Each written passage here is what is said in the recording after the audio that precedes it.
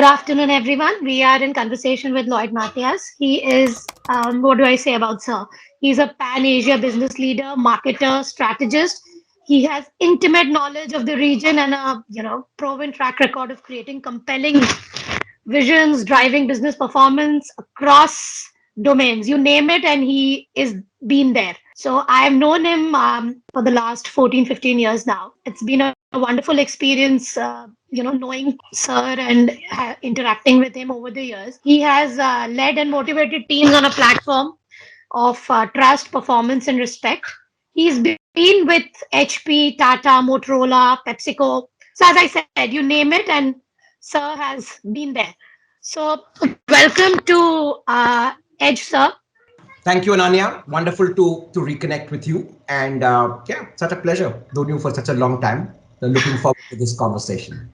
Great, sir. So, as I said, this interview is a part of a series called the New Talent Paradigm, right? Mhm. Where we try to understand the shifts that are taking place in the workplace, what lies for the future. So, the aim of this interview is to know your thoughts on this paradigm across organizations, especially in sales and marketing. So, we'll begin. Absolutely. Looking forward. Great. So, what is the talent shift that is happening in organizations today? Especially in times of the pandemic. What do you think? So, Ananya, I think just looking back at the last 20 or so months, I think few of us would have imagined the extent and the duration of disruption that the pandemic would have caused. If we rewind our lives back to exactly 2 years ago, say December 2019, I think few of us would have envisaged the scale of what was to come in the next 2 years. And I guess the worrying part is that it's still not over, right? As we speak, we're still looking ahead with some degree of uncertainty, right? One is hearing about the Omicron variant and what it can do. So therefore, I think that in a sense itself is startling. This is, for most of us would be a once in a lifetime event. And it has reset a lot of things. It has reset personal priorities. It has reset organizational priorities and made everyone, organizations, big and small, startups, rethink their entire people strategies. In terms of specifically the talent shift in organizations today, two things are standing out. One is that varied work options are becoming table stakes, right? So time agnostic work, remote working, distributed teams, job sharing. These were kind of slightly alien concepts till about 2 or 3 years back, right? Barring for a few people who had teams across the globe. This was not a norm, right? So all of us had, let's say, a fair share of business calls, but these were like weekly calls and such like. Now, the fact that most of us are doing 8 to 10 hours on Zoom or Teams or Google Meets itself is different. But more than that, I think it's also the fact that the pandemic has blurred the lines between work and play. Right? For a lot of us, it is, yes, we might get to our workstations at 9 in the morning, but very often we're compelled to, or we end up doing calls or mails late into the day. So it's time agnostic work. Remote working has become a way of life, right? Distributed teams, right? We're working remotely. I mean, today, you have people working from across cities or even in the same city, they're at different locations. And a lot of jobs get farmed out in what is called job sharing. So I think in terms of talent shift, I think two things are standing out. I think one is organizations are looking at employees who can handle this uncertainty, right? The fact that it's not business as usual. Second, I think everyone, and this is both an individual and an organizational question, is they're looking for people who are resilient, right? People who are able to handle all this uncertainty and still kind of cope, without feeling unduly pressured. Third, I think there's also a seek for a basic amount of tech savviness. Right, today one is expected, not just in terms of handling calls, but in just terms of structuring your entire work online. In terms of organizations, I see two big things in the talent shift. I think one is they're accepting the reality of a variable workforce. You don't need to have all employees physically at one location, at one geography. I think that's become real. The second is shorter engagements. Early elements of the gig economy are now beginning to be real. So companies are looking at short-term work contracts, hiring people for specific roles for a specific time period. And therefore, outsourcing has now become more mass, right? Earlier, outsourcing was a slightly more specialized. It was kind of more IT and technology related. Today, it's normal to outsource things that are strictly a part of the core business because you recognize that that job can be done in a variable context. And part of it is also the pressures that organizations are seeing uncertainty. So they've got to pull back on costs. So therefore, outsourcing has become real. So if I would look at the key elements of the talent shift, I think one is looking for employees who can resilient and who can handle uncertainty. Looking at tech savvy folk, looking at a variable workforce, shorter engagements, and outsourcing. Right. So as you said that today organizations are outsourcing for all kinds of roles, right? Earlier it was Yes, technology, more right. technology. It's gone beyond technology. Now it's pretty much all kinds of roles. Okay, okay. And the gig workforce, where do you see the future? Because yes, it's outsourcing, it's a part of outsourcing. So where do you see the future of the gig for workforce in the in this context? Yeah, before we get down specifically to the gig workforce, I mean, I just want to set the context of how we're seeing it. I think one is millennials or Gen Y, as we sometimes call them. They comprise 34% of India's population, right? And are already about nearing 50% of the workforce, right? Now, by 2025, this is expected to reach 75%. More than the statistics, I think it's the mindset of these millennials that is important, that is key, right? One is increasingly millennials are beginning to become key decision makers in organizations. In fact, the bulk of startups are being founded by people in their 20s and 30s, who are pretty much core millennials. Now, the way they're looking at this whole work situation is radically different from, let's say, a generation that was, in positions of power, say, about a decade and a half back to the early 2000s, right? So millennials, I believe, and enough research to prove it, are concerned about work-life balance. There was a survey done by Deloitte a couple of years ago, which said about almost 17% of millennials evaluate career opportunities by good work-life balance, even more than organizations that they can progress in. So that has become a primary driver. And therefore, they are seeking flexibility in their work options, right? So therefore, I would say the gig economy is happening on two ends. One is organizations who are seeing or feeling the pressure of uncertainty, who are trying to pull back on costs and work on what is called an asset light model. So they want to work with a variable workforce. And two is there are a lot of younger people in the workforce who do want to stand committed, right? So there was, let's say, when I entered my work career in the early 90s, we all looked for long, secure tenures, right? You look for organizations that will help you grow and where you could spend 5, 10 years or maybe more. Today, the average millennial is possibly looking at kind of gig roles, or at least looking at jobs where if he's not satisfied in a year or two, he moves, right? So I think this gig economy is becoming real on both sides of the fence, both aided by employers who are looking at shorter work contracts, a more variable workforce, and by younger employees who are looking at, kind of fulfilling their passions at the same time, kind of making enough to get them going, right? So they're not really looking necessarily at those long 12, 14, 18-hour work hour days dedicated. They're also looking at, kind of, living a life independently by the side. And therefore, the gig economy is becoming real. And I think that is a positive strength. Though, Mhm. what I would say is that the gig economy has to be looked at in slightly more longer term aspects. One is how flexible, how companies can change their structures to accommodate gig workers in a more rational manner. And I think, secondly, and more critically, what are the underlying security issues that could take care of gig workers? Right. The obvious advantages of formal employment are, kind of provident fund and medical benefits and kind of long-term accumulations, right? ESOPs and such like. To what extent would gig workers also be able to accrue these benefits? And I think those are things that policymakers need to look at deeply. Right. So as we see that, yes, the way people are working are changing, both from at organizational level and at a individual level. Sure. Right. So now, how, if I talk in a similar concept, how is hiring changing in this way? Because as you said earlier, we were all looking for a long tenure, security. So our hirings used to be different, more face to face. Plus, our benefits of provident fund and all that were in place, right? Now, with the gig workforce, the way they are being hired by an organization, it comes to security, the way they are hiring, more offline conversations. If I ask you, as what you've seen, how is hiring changing in this concept, and what is the role HRs are playing here? I think hiring has been kind of, significantly impacted, right? Simple terms is that when organizational priorities have changed and the pandemic has hit everyone very hard, I think, hiring as a function has had to kind of rework itself, right? The same old practices now, may fall short to some extent. So at a very basic level, I think what hirers are doing is working closely with the corporate teams to relook at what percentage of workers do they need to have on full-time roles and what percentage of work can be kind of contracted outside, right? So that's one aspect. The second is, I think they're also looking at strong traits when hiring, traits of nimbleness, of versatility, of people who are capable of kind of moving around roles, right? So the rigidity of the fact that you're hiring somebody, a specialist, versus somebody who can, in a sense, move across roles, maybe not functions, but certainly across roles, right? Because I think nimbleness is one critical aspect, right? Also, hiring is also looking at which are the roles that can be seamlessly outsourced without having to have a full-time resource within, right? So I think hiring has perforce had to embrace the gig economy.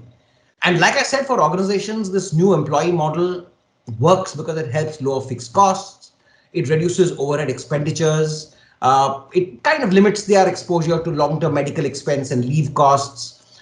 It enhances flexibility by having term and project-based contracts basis need, and it also helps them acquire specialized talent for specific needs. Right? Very often, organizations found that they didn't have talent and they had to end up training people. Now it's so easy to kind of go and secure that talent from outside at a short-term contract. You don't need to get someone on a full-term basis. So specifically, hiring has had to work with kind of operations managers in terms of how they can restructure their teams and what extent of the teams do they have to have full time on the roles and what can they actually farm out to third party contractors. Right. So now, a small thing here that which I want to know that when we've been talking of the pandemic and the hiring in this context, most discussions revolve around IT organizations, right? Yes. So, you've been into sales, marketing, public relations, etc. So these verticals have also seen a very drastic shift in how their day-to-day operations were and how they are today. One, Right. because they have always been very, very client-facing. So how has it impacted their work and the business? I would say a couple of points, Ananya. I think fundamentally, I think all functions have been impacted, right? However, and I'm speaking with specific reference to a couple of organizations that I work closely with, one of whose boards I sit on. I think organizations have kind of had to face the difficult question that while large sections of the workforce could work remotely, right? All the staff functions like HR or finance or legal or various functions, two categories have still pretty much, at least at the moment the lockdowns lifted, had to be back on the ground, right? One was the sales force, especially those who are customer facing, who are meeting, distributors or retailers, and the other were, in a sense, factory workers, right? A lot of factories can't work remotely, right? So I think one is the realization that sales and marketing cannot always be done remotely, right? I guess media buying and such functions can, but when you think of operations marketing, when you think of kind of in store, when you think of retailer relations, I think those are something that have been impacted. That's where the real challenge lies. I think in functions like sales, marketing, PR, I think those which are customer facing, which require physical contact, I think they've kind of been, relatively more impacted. But like I said, the traits that HR is looking for, or organization is looking for, are the same set. People A, who are resilient, who can handle this uncertainty. B, people who can multitask, because here you're talking about people who can. For example, I know an organization that was in event management. Right now, all of us know that in the last 2 years, event management has kind of virtually come to a halt, physical events. Now, they've had to actually repurpose some of their teams to start looking at different aspects, right? So a lot of them actually today are helping organize virtual events and therefore have to become technologically savvy, have to kind of rework a lot of their skill sets, right? They've also had some of the front-facing account executive staff learning production, so they're kind of gearing up for a kind of post-pandemic future. So I think those who are willing to put up their hand and saying, "Hey, I'm willing to multi-skill, I'm willing to try something," it's kind of helping, right? So whereas those who are being rigid and saying, "Okay, this is what I was hired to do, this is what I'm going to do," are going to face problems. So I think the ability, or you can say the versatility and nimbleness, is what is now becoming a critical aspect of how HR starts looking at hires all across, but more specifically within the kind of sales and marketing domains. Right.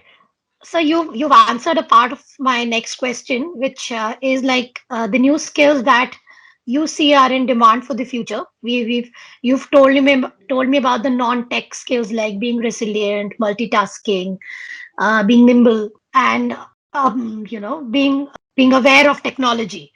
Are Sure. there any other skills that you think that the new workforce should develop to be in business? Because whatever we've learned, we've had to relearn, right? So, any other skills you think that is important for the next gen workforce to gather? Absolutely. I think the biggest single skill that organizations are looking for, and I can say this both for big and small organizations that I work closely with, is the willingness to learn. So I think now more than ever, the ability to upskill or reskill is critical. And positive and fortunately, Ananya, today there are a lot of opportunities for employees to actually upskill and reskill. Right? There are online courses. There are various ways that you can actually make not just career switches, but become multi-skilled. Right? So I would say the willingness to learn, the willingness to upskill, to reskill, to try one's hand at new things has become critical. Just one data point, and it's not strictly in the context of work. The last year and a half have seen virtually a doubling in the number of retail investors in the stock market, right? So we're talking about the fact that a lot of people today are realizing that it's fairly easy to open an online trading account, right? You don't have to go through a broker and kind of do a small volume of either day trades or small amount of stock trading. Now, at one level, this is a risky investment strategy, but the fact is, people have realized that you're going to spend 8 to 10 hours of a day in front of a computer on calls. In that free time, can I also be doing a little bit of trading, right? A little bit of trading. Now, a lot of this is self-taught, right? So these are people who've kind of gone online, taken courses, or even just gone to a YouTube video and kind of have learned the way. They've started with a small corpus of, let's say, a couple of thousand rupees, and over time today are taking risks. So I think learning is now becoming primary. Earlier in an organization, you expected the organization to work at learning and development for you as an individual. I think now the onus is on the individual. To what extent can he upskill? To what extent can he reskill?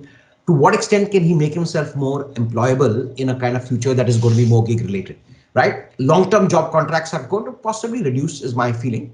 And therefore, the ability to move seamlessly to new roles, maybe new sectors and emerging sectors, right? Who would imagine, say, 5 years from now, roles in the metaverse, in artificial, in augmented reality, and virtual reality will become mainstream. So people who are willing to actually move ahead of the curve will find themselves in far better employable situations. Right. So, sir, I'll move down to my last question. Is we've seen a lot of talk around DE&I in the last, especially in the last 1.5 2 years. So, I was speaking to Shruti Bopea, who is the head client engagement at Bridgebeef, and we got great insights on how what is needed to be done in DE&I that organizations need to do at an organizational level and at an individual level. Yes, the fact is that these things need to come from us within, right? But how are you seeing it shape up in India? I mean, is it really being taken seriously by the leadership in large companies, or is it just a tick box? What are your views on it? I think diversity, equity, and inclusion are now becoming a reality of business, right? And I think most mature businesses are beginning to see it well beyond a tick box, right? I think companies are taking diversity, equity, and inclusion seriously. For one, it's no longer a nice to do. People are recognizing that this adds value to the core of your business proposition. A business that works closely on DE&I and who looks at environmental, social, and corporate governance, there is empirical evidence to prove is more successful, right? So it's no longer a nice to do. Also, I think importantly, in increasing polarizing times like the ones we live in, it makes sense for companies to broad base their workforce. So in a sense, it's a hedge against this polarization, right? The best way you can hedge against polarization is by having people across the spectrum, right? Whether it's gender, whether it's whether it's kind of multi faith or multi kind of cultural organizations, or even people who respect the fact that people can have different sexual orientations. So I think DE&I is now absolutely critical. To my mind, most organizations are taking them very seriously. For one reason is that increasingly a lot of investors are beginning to look at organization in this equity lens, right? So they're looking at organizations through an ESG window. They're looking at organizations through how good they are on DE&I. I think that's becoming critical. The second, I believe it's also good for business, right? If a business reflects the society in which it works in, it can only work better, right? I would say an organization that has, let's say, gender parity and have let's say people from both genders at senior levels is positive. I think an organization that learns to respect people's different orientations or works with people across multi faiths or multi cultures, I think it works very well. And therefore, when I say D&I, I'm looking at more than just the basic gender diversity. I'm also looking at thought diversity, right? When I ran marketing for fairly large companies, I think the best results came when you had a team that was multicultural, people who came from different parts of the country or different regions, because they each brought a different sensibility, a different thought, a different dimension to an entire campaign or whatever. So I think D&I is more than just a tick in the box. I think it's mainstream, and it has I think over time it'll only get stronger. I want to take some time and comment about two other issues, Ananya, in the context of what we're talking about. One is Sure, sir. a little about the future of the workspace, and the other is, of course, the current little concerns people have on the variant and what does it do. One is clearly, while things were seemingly getting to kind of getting back to the normal curve in a small manner, I think this Omicron variant has kind of put a little bit of a hold on plans. So I would see that the uncertainty is certainly going to be part of us for the next few months, right? A lot of us believe that early 2022 we resume or get back to as near normalcy as possible. I think there's a little bit of a trepidation, a little bit of a bit of a kind of concern about how this thing works. Hopefully things will settle, to my mind, around the maybe the middle to the second half of 2022. And in the context of our discussion, if I were to kind of look at the workplace future, two trends are emerging in my mind. I think organizations are going to be adopting a more flexible work arrangement for their employees and also for their own benefit, right? So I think the ability, I mean, organizations will start looking at flexi times of remote working, of having smaller offices, downsizing, and possibly letting people work from remote locations. So I think that's one trend that's certainly going to be real. And the second, I think, is a more widespread adoption of the gig economy. I think people are recognizing that you're going to have gig workers as an essential part of your workforce, right? The old organizational structures where you had almost 80-90% of people on roles, barring for very peripheral kind of tasks which you outsourced, I think that is going to reduce increasingly over time. What you're going to have possibly is a much more healthier mix of part-time contract or gig workers versus a core team that's going to be strung together, which is part of the core organization. And I think we are moving definitely in that direction. And therefore, like I said earlier in this discussion, the onus for especially younger employees to multi-skill, to learn new skills, to get familiar with let's say technologies of the future, right, would be helpful. Like for example, I know for a fact that a lot of organizations, they value people who've taken courses in Python, saying, hey, if AI is of the future, then someone who works in that direction. I think those were some of the thoughts that I wanted Right. to add on to this. Right. So one quick question. I just, while you were telling me the future of the workforce, I was reading this report. I don't remember the name of the organization, but, I was reading that with this growth of the gig workforce, this workforce will also move towards multiple jobs, you know, uh, in a day. In the sense, they will be working not for organization X, but XYZ. Mhm. So what are your thoughts? Because while we've been working, we've probably never thought of that we'll do two jobs together or three jobs together of Correct. this with the same kind of organization, same kind of skills. But now this is opening up. There are organizations which are allowing, and there are individuals who are willing to do this. What Absolutely. is your thought in terms of this future, the data, the security, what all of that which is involved here? Yeah, I think therefore it's for me normal for gig workers not just to look at flexibility in terms of work times, but also flexibility in terms of roles, or from seamlessly moving to do work with two or three organizations parallelly in the same day. Right. So I could be doing a project with one company in the morning and towards the afternoon something else. Very normal. I think the pandemic is also underlying, and I can speak from, let's say, my last few years in the IT space, has also underlined the importance of network security in some of these issues. Right? We take for granted a lot of the elements in the physical office, right, where you have firewalls and where you have certain degree of kind of confidentiality protection because of the way your kind of network is configured.